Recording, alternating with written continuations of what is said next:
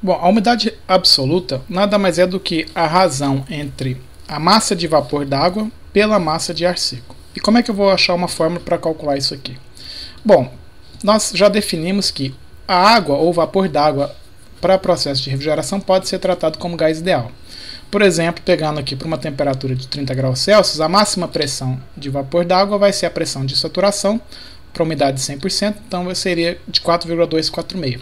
Quando eu vejo isso no diagrama de compressibilidade, dividindo a pressão pela pressão crítica, né, para obter a pressão reduzida, eu obtenho um valor muito pequeno e aqui eu obtenho a temperatura reduzida.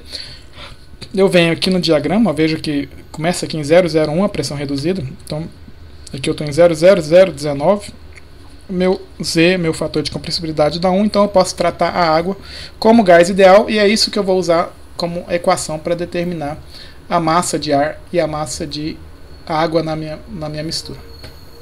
Então, usando a equação dos gases ideais, isolando aqui a massa de vapor ou a massa de água, né, pressão, volume, o R do vapor, o R da água pela temperatura, e a massa de ar seco, a mesma coisa. A razão de umidade ou umidade absoluta é a massa de vapor pela massa de ar seco. Usando o conceito de pressões parciais, modelo de Dalton, eu tenho que o volume é o volume total da minha mistura. O volume de cada um dos componentes vai ser o volume total e a temperatura de cada um dos componentes é a temperatura da mistura. Eu não tenho o conceito de temperatura parcial. Então, fazendo aqui, eu tenho que o volume é o volume total, eu vou cortar esses volumes, a temperatura também é a temperatura da mistura, eu vou cortar as temperaturas e vou ficar em função das constantes do ar seco e a constante da água e as pressões de vapor e de água. Bom, olhando nas tabelas, eu tenho aqui o R da água e o R do ar. Eu obtenho que o meu ômega, que é a minha umidade absoluta, fazendo essa divisão do R do ar seco pelo R do vapor, é 0,622, a pressão do vapor pela pressão do ar seco. Essa equação aqui é muito importante, importantíssima na verdade.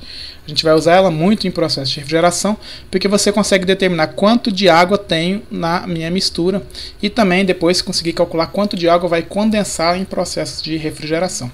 Como a pressão, usando o conceito de pressões parciais, a minha pressão total é a pressão de vapor, minha pressão total é a pressão de vapor mais a pressão do ar seco. Portanto, eu posso calcular a minha umidade absoluta como 0,622 pressão do vapor dividido pela pressão menos pressão de vapor, que é a pressão do ar seco aqui. Essa equação aqui muito importante.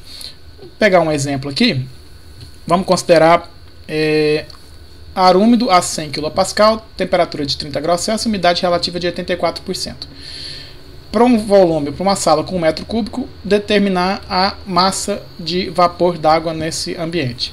Então eu tenho que, para a temperatura de 30 graus Celsius, eu tenho a pressão de saturação, 4,246.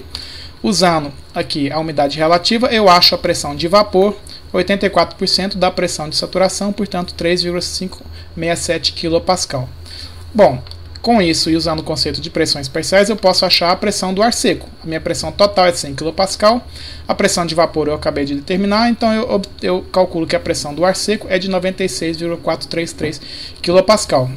Logo, a minha umidade absoluta, ou razão de umidade, vai ser 0,622 pressão de vapor pela pressão de ar seco.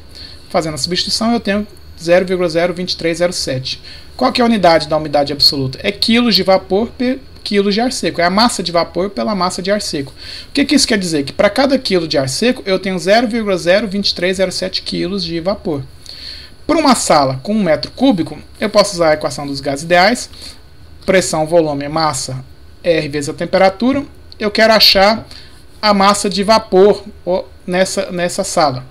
Então eu tenho a pressão do vapor, que eu acabei de calcular, 3,567. O volume é o volume da sala, né? A temperatura é a temperatura ambiente, convertida obviamente para kelvins, a equação dos gases ideais sempre temperatura em Kelvin. Eu acho a minha massa de vapor usando somente a pressão parcial aqui, ó. Agora, se eu quiser usar a umidade absoluta como informação, eu calculo pela massa de ar seco, nessa minha sala, a pressão do ar seco, que eu acabei de determinar, 96, vezes o volume, que é o volume da sala, o R do ar seco, e a temperatura, que é a temperatura da sala, eu acho a massa de ar seco de 1,1884 kg. Ou seja, nessa sala, para essas condições, eu tenho 1,1884 kg de ar seco. Logo, usando a umidade absoluta, é a massa de vapor pela massa de ar seco, a massa de vapor vai ser 0,0255 kg. Mesmo valor. São duas formas de eu poder determinar a umidade, a umidade absoluta ou a massa de água no meu ambiente. E isso é importante por quê? Porque em processo de refrigeração nós vamos ver que em determinadas condições uma parte dessa água na minha mistura começa a condensar e eu preciso calcular quanto da água vai condensar. E a gente vai usar o conceito da umidade absoluta para fazer esses cálculos.